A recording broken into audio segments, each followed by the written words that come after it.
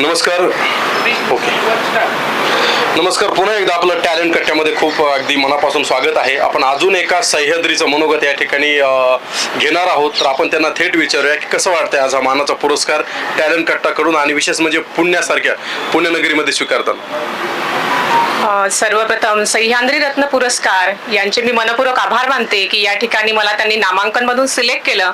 मी अमरावती जिल्ह्यामधून तिथे अमरावतीला डॉक्टर बाबासाहेब आंबेडकर विद्यालय प्रेजरपुरा अमरावती या ठिकाणी आली आहे.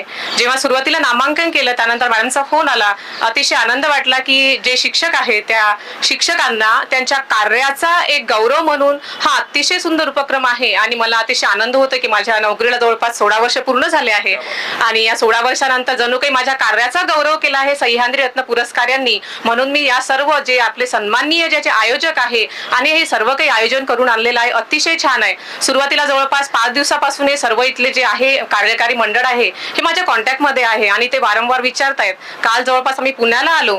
पुण्याला आल्यानंतर इथे आम्हाला भारावून गेल्यासारखं वाटतं आणि हा जो सन्मान दिला आहे मला किंवा त्यांचं जे आयोजन आहे त्यांचं विचारपूस करण्याची जी पद्धत आहे ते अतिशय सुंदर आहे. एक आपल्या कार्याची पावती म्हणून सह्याद्री रत्न पुरस्कार हा जेव्हा मी स्वीकारेल तेव्हा अतिशय आम्हाला अतिशय आनंद होणार आहे आणि या कार्याविषयी आपला सर्वांचे मनपूर्वक आभार मानते.